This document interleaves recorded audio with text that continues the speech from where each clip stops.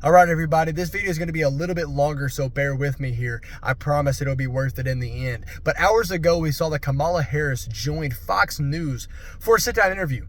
And if you haven't seen that interview, I highly encourage you to go watch it in its full-length, unedited version. And what you will notice is something non-surprising. It was a waste of time. It was a waste of time not only for Fox News, but for me and you, the middle class, the people, the Americans that she claims to care about.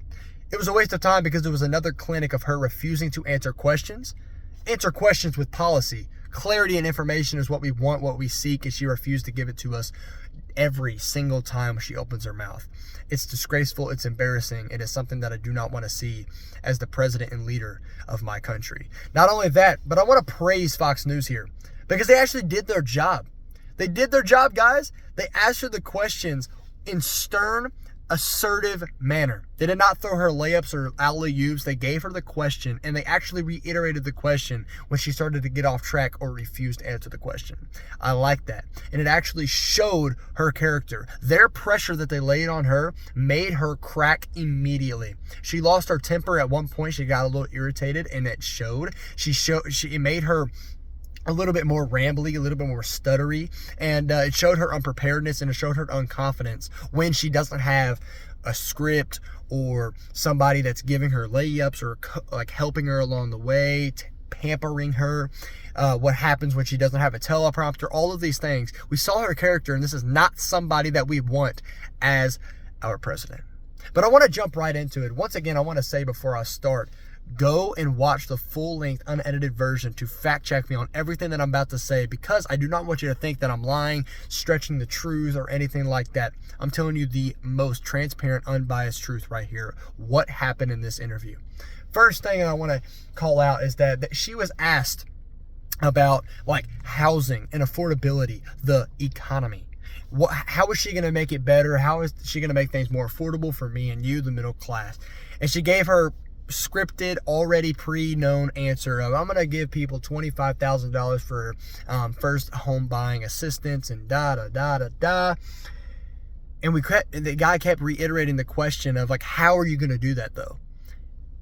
And she gave the answer, finally, of, well, me and Vice President Walz are going to follow the law.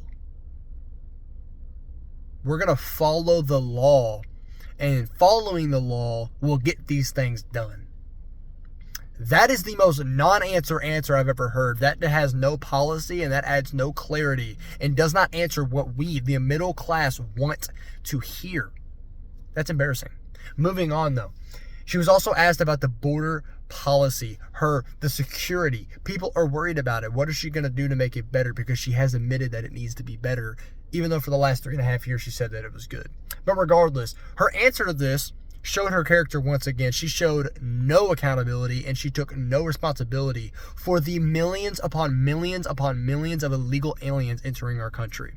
What did she say though?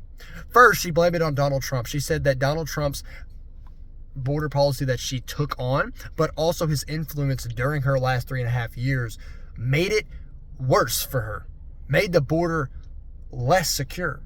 That doesn't make sense. Joe Biden and Kamala Harris have 94 executive orders stripping all of Donald Trump's policies for the border, which allowed all of these millions and millions and millions of immigrants to come into our country. But not only that, she blamed Congress for not passing her bill that they proposed at the beginning of her vice presidency.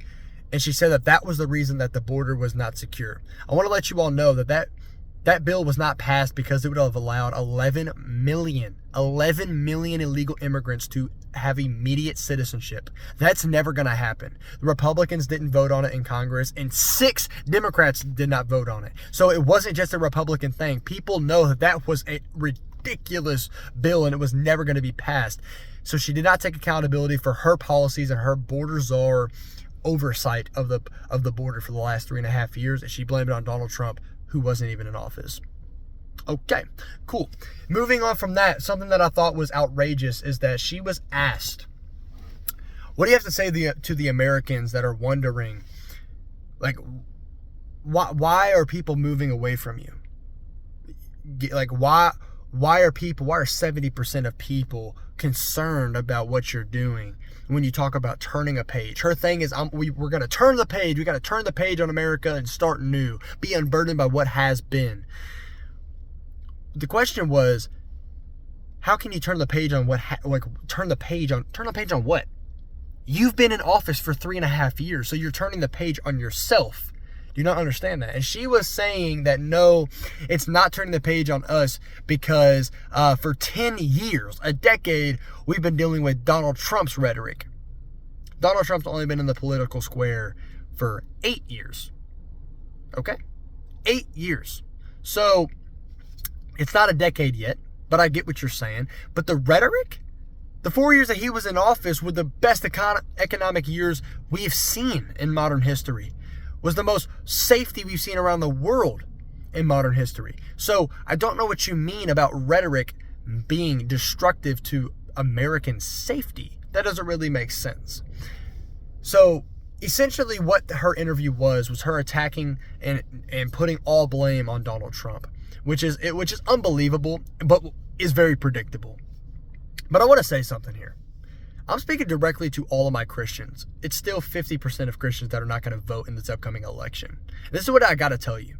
Psalms 97, verse 10 says, "If you love the Lord, you must hate evil." And I am in no way, shape, or form telling you to hate a person, hate Kamala Harris, hate Tim Walz, hate a Democrat, hate a liberal. Absolutely not. I'm not saying that, so do not think I am. What I am saying is that we need to vamp up, all conservatives, all Christians, vamp up our love for our neighbors, our brothers and sisters in Christ, and hate the sin that we live in. Our country was founded on Christian principles, whether people want to agree with that or not. And because the Christian community has been so silent, has been so distant, has been so soft, we've allowed these people, the minority voices, to take over and implement all of these policies, all of this rhetoric, all of this false reality into our children, into our communities, into our media, and it's taken over everything. And I want to tell you right now, if you call yourself a Christian, but you sit back in the background and you don't call out these things, you don't call out these people in their ways specifically, you don't love the Lord. The verse says very clearly, the whole chapter talks about God protecting those that love him and act for him. But it says very clearly, if you do love God, you hate evil. So you can't, number one, be a Christian and vote Democrat. Number two, you can't be a Christian and not fight evil. Number three, you can't be a Christian and claim to love God, but you never talk or you don't vote for what is right. Listen. Every single time Kamala Harris opens her mouth, it is an embarrassment. Her polls go down, her voters go down, and people are waking up to the disgrace that she is, the unpreparedness that she has, the unqualification that she has. I understand that, and I believe that Donald Trump's going to win. But there's still people that are residing on her team, that are still backing her up, that are still supporting her, and I have to ask you how. But there's also people out here that are undecided, or that are my Christian friends that are just denying their responsibility to vote. And I'm telling you right now, if you call yourself a Christian, if you call yourself a moral person in general, an honest person, you have to vote. And that vote has to be on Donald Trump. Because evil lies on the party that wants to take away your First and Second Amendments, that want to strip the nuclear family, that want to create war around the world, that want to pour millions upon billions of dollars into foreign countries while we're the most pill-addicted, drug-addicted, mentally unstable generation in history. I can go on and on. Guys, it is obvious that they do not care about you, and I have one question. If all of her plans were so beautiful, so great, so amazing, and they're going to help the middle class so much, why has she not done a single one of them in the last 3.5 years? Why for the last 3.5 years has she backed up Bidenomics and backed up the border? But now during her presidential campaign, she says that all of that needs to be fixed and that she will fix it. It's a joke. She's unprepared when she doesn't have notes or a teleprompter or somebody in her ear, and it's obvious. Donald Trump was just in Georgia talking, and he did not have a single teleprompter anywhere. And he talked for over an hour straight. Over an hour straight, talking about policy all over the place. Everything. Foreign affairs, domestic affairs, economy, oil, money, the border, everything. No notes, nobody in his ear, no board up on the screen. This is a man with experience. This is a man with temperance. This is a man with wisdom. This is a man that has done it, and he did a wonderful job. One of the greatest jobs we've seen in the last 10 years, 20 years in modern history. I will stand on that. And I'm letting you know right now, if you're an undecided or you're a Christian that is taking your duty of voting away and you're throwing it out the window, you're a disgrace. And you are an embarrassment to the American people. Because you will come out here and you will tell everybody that you have an opinion and that your opinion matters, that your voice matters, and that you're this honorable person. You want to be a man, you want to be a woman, you want to be known, you're respected. How can I respect somebody that blatantly disrespects me? That blatantly disrespects my children? That blatantly disrespects their country day to day? And although that might sound harsh, and although you might have scrolled by now, but if you're here, you are here for a reason, and you know that either I'm right or you're feeling convicted. Get out and vote. You have 19 days or 20 days to vote. Get out and vote. If you can early ballot it, that would be great. But if you can't, vote. Educate yourself, because it's more than democracy on the ballot. It's more. It is more than having a little bit more money, than having a little bit of safety. It's called your rights and your prosperity and the United States as we know it. Donald Trump 2024, baby, let's go.